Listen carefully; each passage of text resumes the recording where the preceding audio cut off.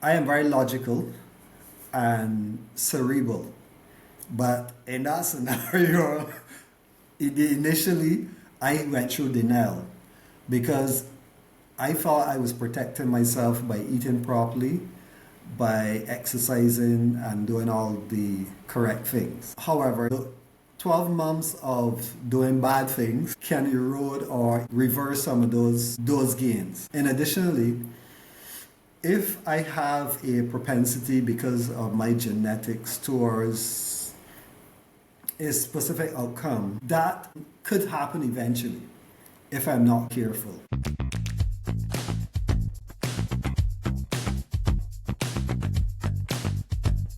Welcome back to Real Health Black Men. We hope you've been enjoying the program so far. Today, my guest is my brother-in-law and a friend for many years. His name is Anthony Christie. He will be telling us his story today, sharing his story with us today. And I hope that it's going to be inspiring to you, our listeners. We're actually doing this podcast recording in Barbados. So we will see how it works because this will be my first podcast that I've recorded in another country. Welcome, Anthony, to Real Health Black Men. Thank you. Looking forward to this session and this chat with you. I'm looking forward to it too. So as we normally begin, introduce yourselves, tell our listeners and our viewers who you are, where you live, what you do, a little bit about your family and your background. Okay, 62 years old, and I'm married to your beautiful sister for 38 years. Two sons, two daughters-in-laws, two grandsons. So I'm hoping that the second son makes some contribution to that grandson legacy very soon. I'm an accountant by training. I've been doing this for about 3 decades now, self-employed, and my passion really is to help people and companies with their finances. So people very often have worries about their finances.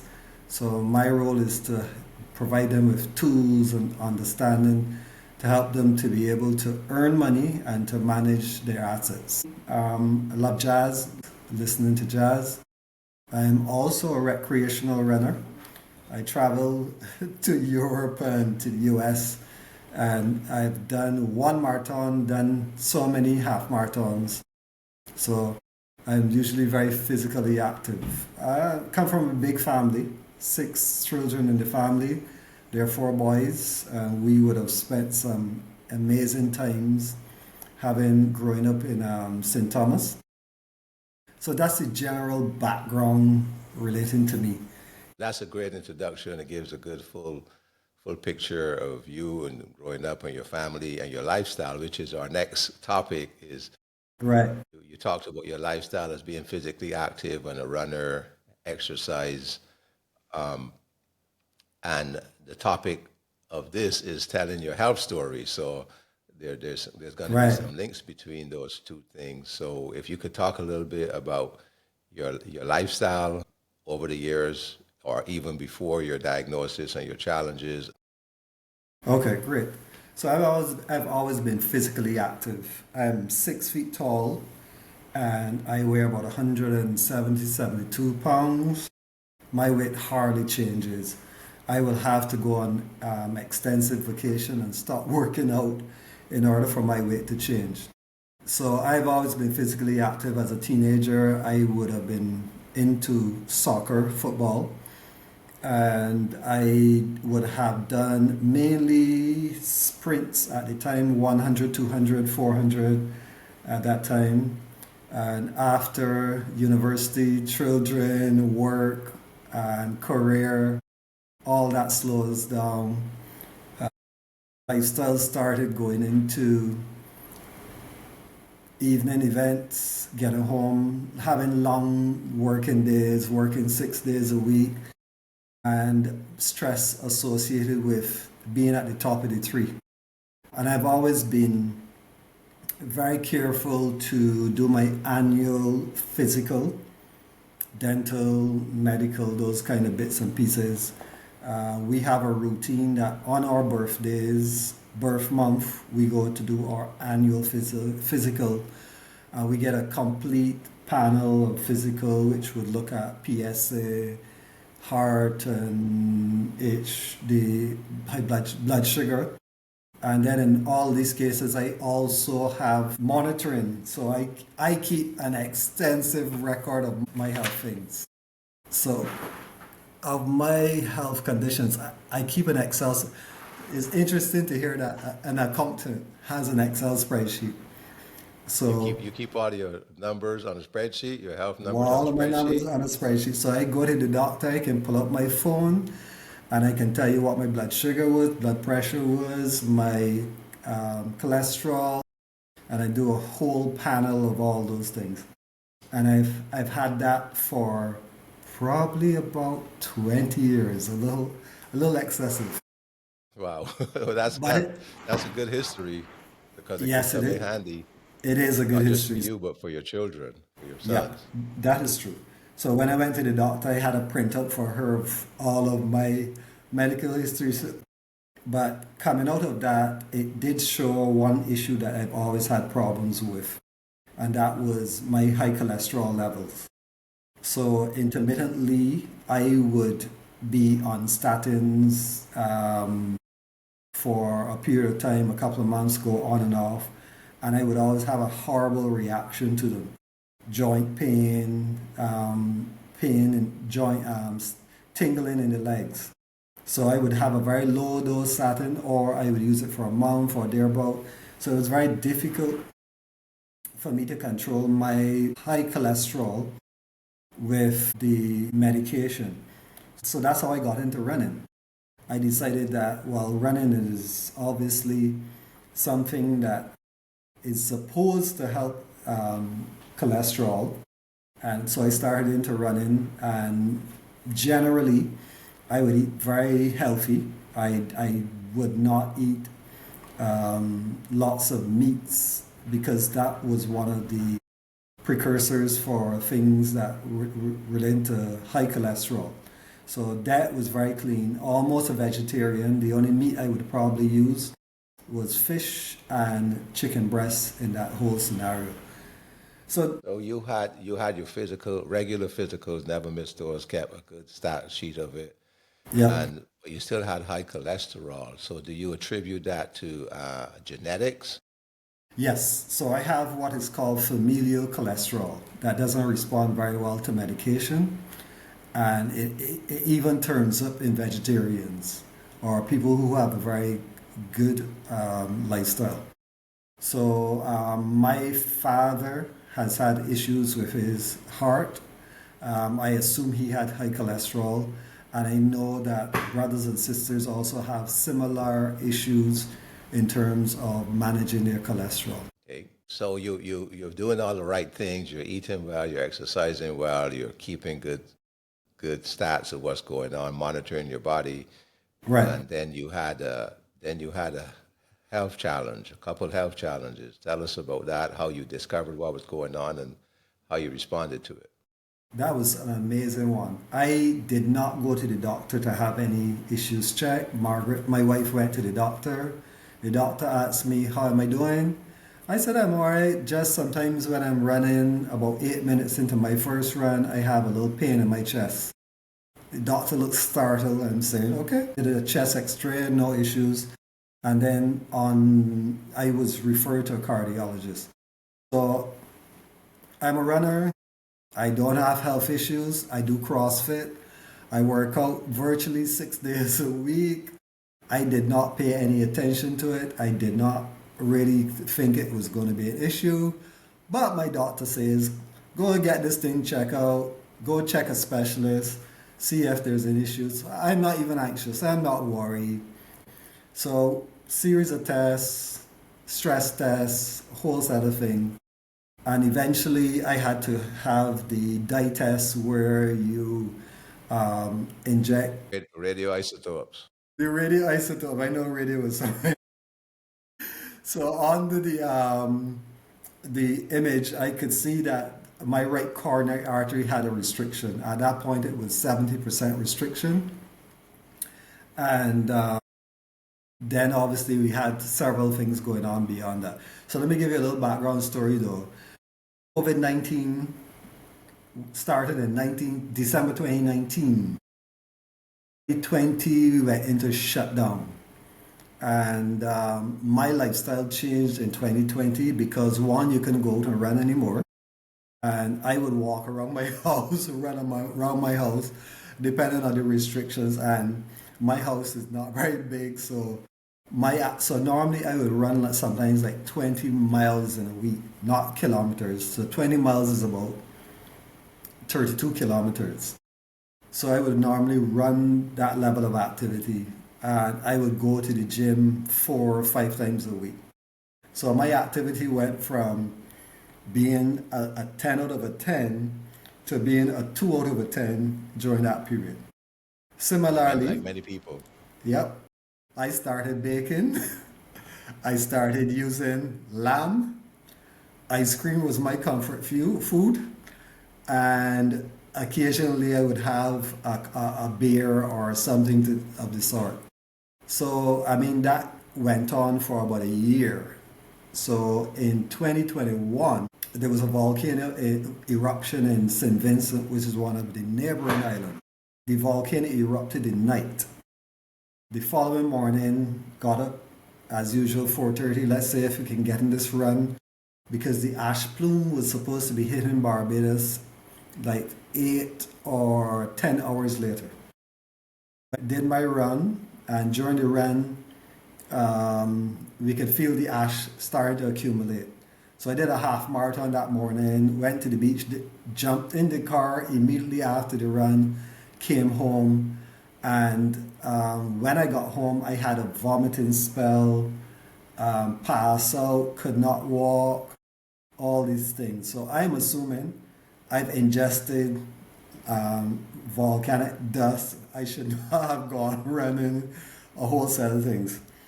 And the ashfall was so severe that I wanted to go to emergency. I did not go to emergency, so I waited probably an hour or two, and I felt better by midday. So I did not go to a medical emergency. What I found out was that was one of the early signs of having ischemia in terms of heart restrictions. I've also learned that the heartburn that I was having during running at that 7 minute period is also one of the um, early signs. So I do not attribute it to COVID. I know that the change in lifestyle during the COVID period contributed to the diagnosis of it. Because one, I did some of the negative things that will not promote managing my cholesterol better.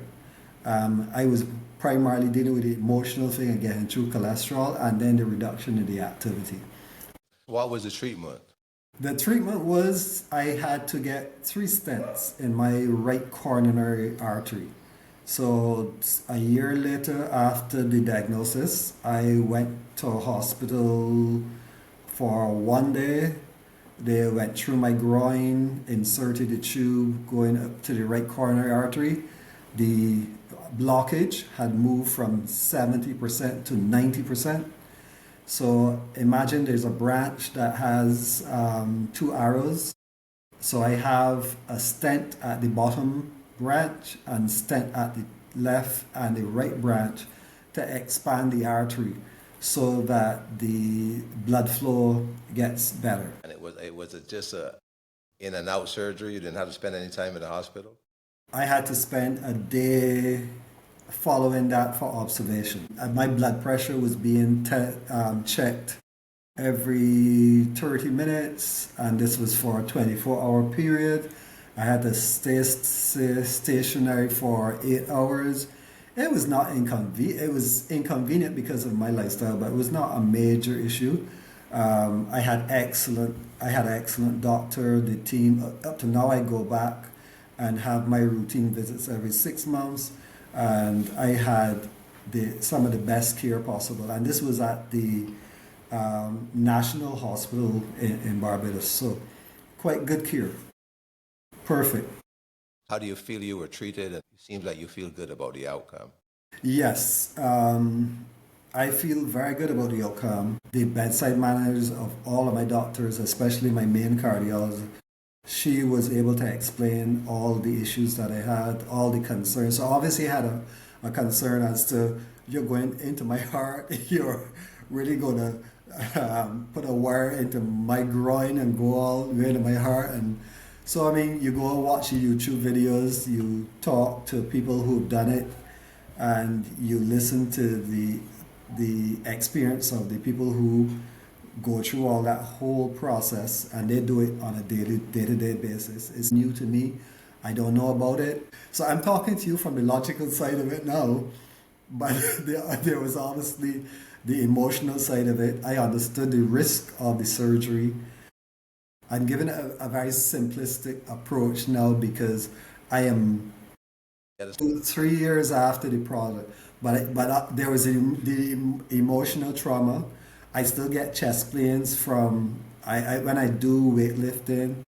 I get chest pains when I'm stressed, but none of these are related to the current problem. But obviously, my mind goes to the scenario of you're about to get a heart attack, so you have to talk yourself off of the ledge very often and realize that my mind is like my mother trying to protect me, and it's giving me all possibilities, and I need to interpret those possibilities so that I do not get startled or worried, unnecessarily worried.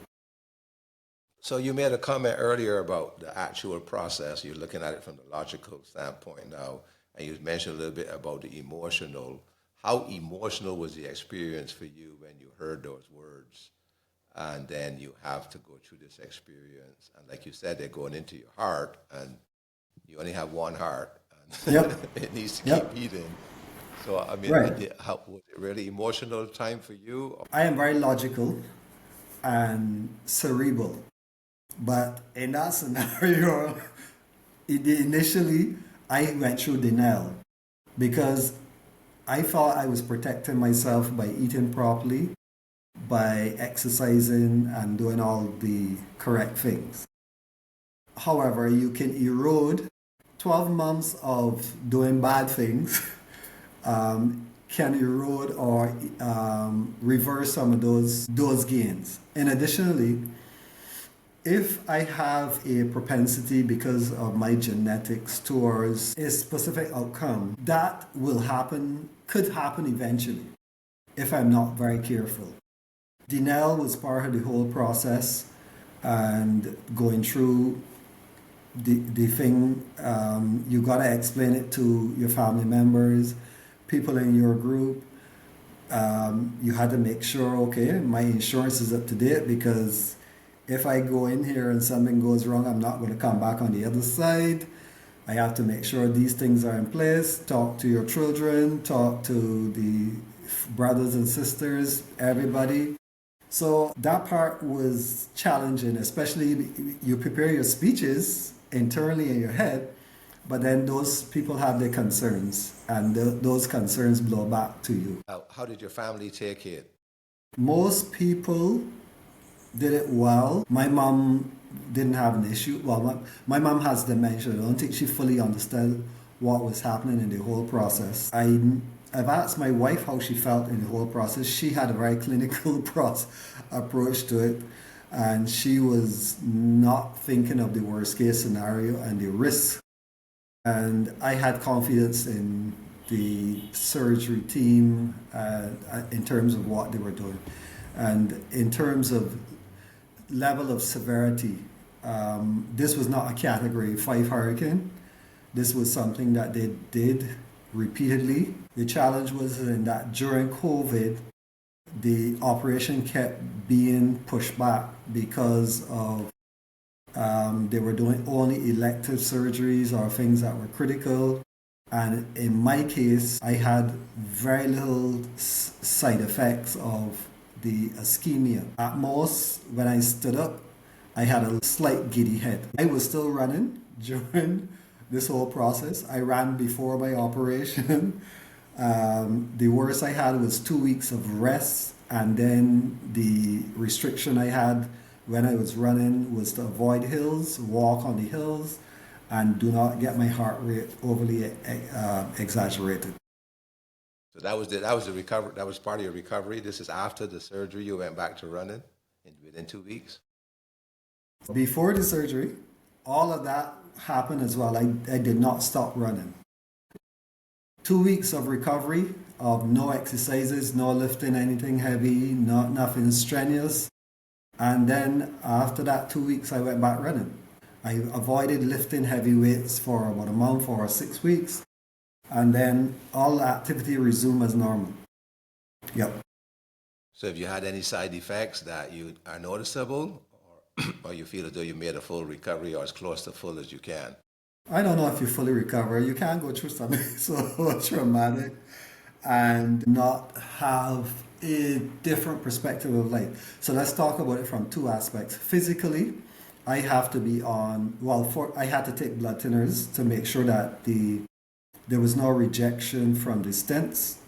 I took those blood thinners, I don't remember for how long, before the operation, after the operation, and for some reason, I am still on blood thinners all like now, because cholesterol is still existing. It doesn't go away because I've had this physical intervention.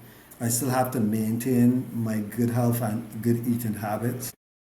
Physically, I don't have any immediate noticeable changes. I am on statins now for the longest period of time. I am using a new injection for people who have familial cholesterol, and my cholesterol monitoring, I do cholesterol tests every 6 months. I do injections every 6 months, and the new injection is working really well. So my cholesterol has not been this stable for a long time. So it's very consistent and very stable at this stage. The emotional side of it, so let's not ignore the emotional side. When you're tired and all the other things are going on around you, and you have a chest pain or you have some giddy head or something, you have to stop yourself from going to the worst case scenario. So the emotional side is still there. When I restarted running, I would constantly be thinking and listening to my chest. So I no longer do that. I don't even remember now that I've had a procedure.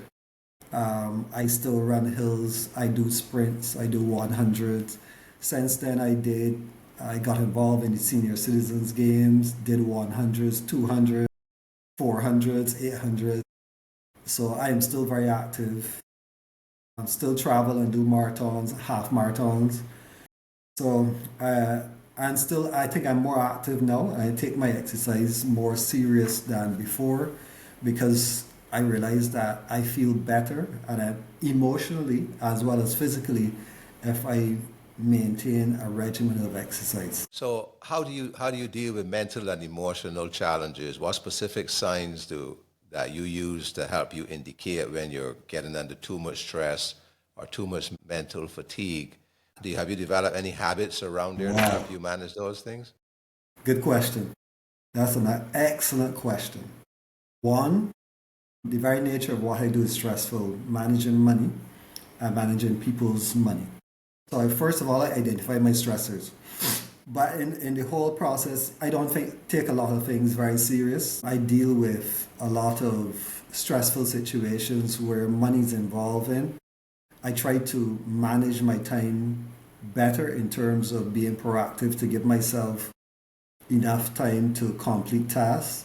I take breaks during the day. I work for myself. I can take breaks. Sometimes I take a pause during the day. I love my midday naps. I love my recovery naps. I make sure that I sleep well in a cool, nice, air-conditioned room. I make sure I go to sleep sometimes at 8:30 at night. So I manage the stress better. Sometimes when I have stress, I schedule my stressful meetings early in the morning or when I'm not tired. I do not have more than one stressful meeting in a day, and all those things I try to work towards. Intermittently, I travel, get rid of the stress, take a break, take time off, all those other things. And then learn to enjoy life today. Today is all that I know about. And I plan for the future. I'm a very good planner, but today is what I know about in terms of stress management. Then there's some mental things I do.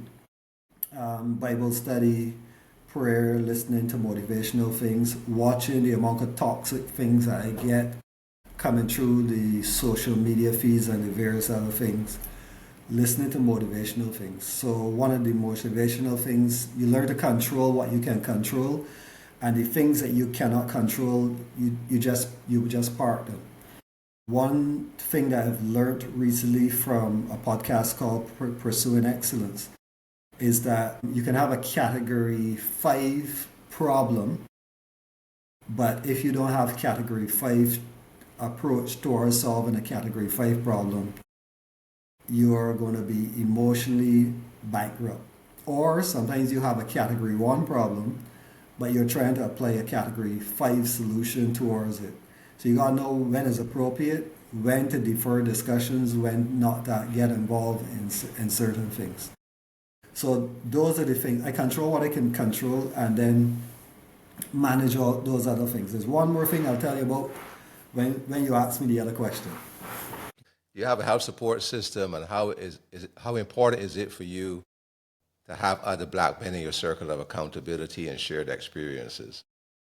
That is a good question. I don't have a formal health support system, but I go through specific routines of dental checks twice a year, vision checks probably every 2 years, and then I go see my cardiologist every 6 months, and my GP every year, or if there's an issue.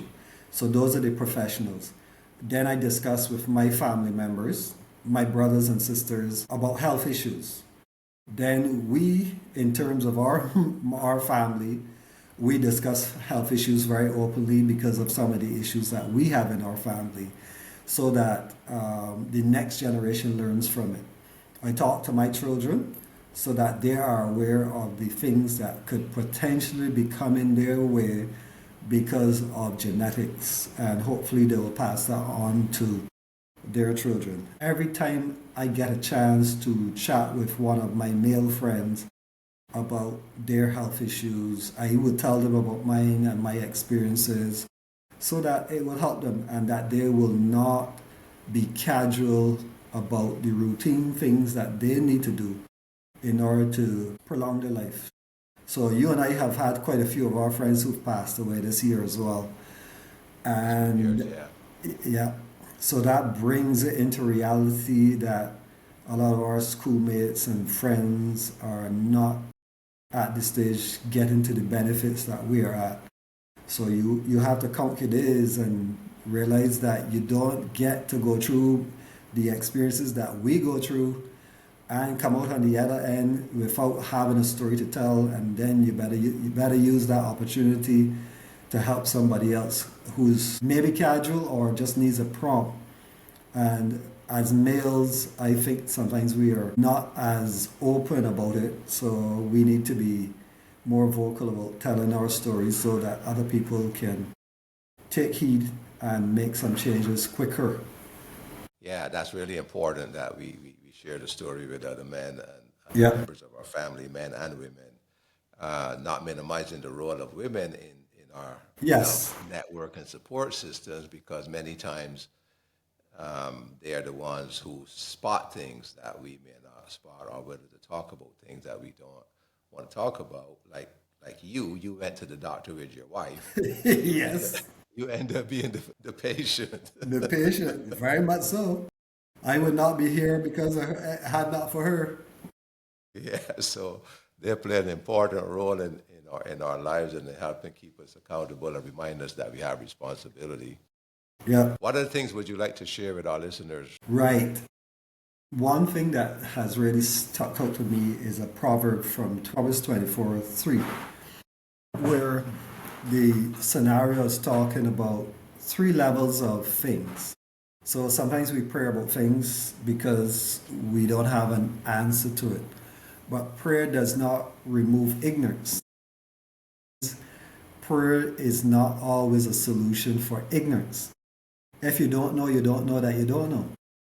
So the first thing that we need to recognize is that Proverbs 3 is talking about getting wisdom, understanding, and knowledge. So wisdom is really taking the knowledge, that information that you don't have, getting the understanding as to how it applies to you, general knowledge, and then applying that knowledge. So there was a quote by Miles Monroe that I want to give you. You can't apply what you do not understand, and you cannot understand what you do not know. So get as much research as possible. There's lots of information out there about it's widely available now. Use it. But you got to be able to get what I call WUK. WUK. Get your wisdom, understanding, and knowledge so that you can make informed decisions. And that also helps from the mental side as well. Sometimes you will start to assume the worst case scenario because of ignorance. And some of the worst things is really to be uninformed about something that you don't know. And you realize the more you know about something, the more you don't know about it. And that there's new information all of the time. So you are in a better position by talking to the professionals, doing your research. But even when you do your research, just also have a sounding board as to what applies to you, what is in your scenario, so that you can make better decisions. And then it also stops your mind from filling in the blanks and filling in suggestions that don't make sense. Basis in reality, right? Have no basis in reality, or maybe based in fear. Based in fear. So one of the things that keep coming up on this podcast is they don't want to go to the doctor, Right. because every time they go to the doctor, they get bad news, or they don't want to know what's going on. And the fact that you don't want to know about it is not going to change it. Yeah. Change your mind to consider knowledge, right? You're talking about wisdom, understanding, and knowledge. What does it hurt you to have the knowledge about what's going on in you? Then you can take control of your health, Right. and decide what's the best solution to do. Right. And I think that's one of the things that keep coming up is men fear of going to the doctor because hearing something that they may not want to hear. But that's part of the process of us adjusting. So denial is good initially because you don't want to believe it. But the mere fact that you are aware that there is a pin in your foot doesn't mean that you ignore it and keep walking on it, because it could get worse, and your ignorance and your delay is not helping the situation. So very often, in order for us to apply knowledge and understanding, we have to do the scans to get all the information and then make an informed decision, including have the emotional toughness and courage to sift and filter out what is necessary and appropriate for an appropriate corrective measure. So the whole process requires maturity and courage and toughness in order to make an informed decision.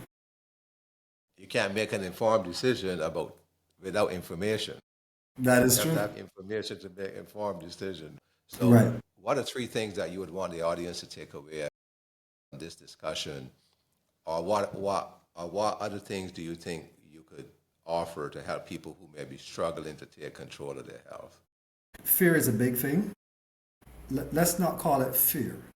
Let's call it intimidation. So we get intimidated when there is the risk of death, risk of injury, and all the other things. And as men, we are problem solvers. In order to solve medical problems, get information. There are lots of wise people that go to university and study, and scientists that go into labs and get information. They synthesize it. They tell us the little bits and pieces. Get the knowledge and the information that's necessary to make a decision. Then could I say grow some balls? Yes. Get, yeah, because you have to get the courage not to be intimidated by this specific situation, to work through it in order to get to a comfort level where you can make a decision. You evaluate all the alternatives and go from there. And then the third one would be control what you can control. You if you don't know, you've lost control. So you control what you can control. You have to have the courage to go through some difficult things. So grow up here. Thank you. Thank you for that. So I want to really thank you for being on our podcast today and sharing your story and encouraging men to take control of their health and to get wisdom and understanding and knowledge. If you as a listener wants to get in touch with Anthony, his name of his company is Azusa Management Services in Barbados, or you can write this podcast, realhealthblackmen at gmail.com, or you can check my new informative website that we just released a month ago, grantleemartelli.com, where you can find all the information about me and the two podcasts and links to all the podcasts and how to get in touch with our speakers there as well. I appreciate you. I love you. And I love what you're doing. Keep up the good work. Thank you very much. Appreciate your time.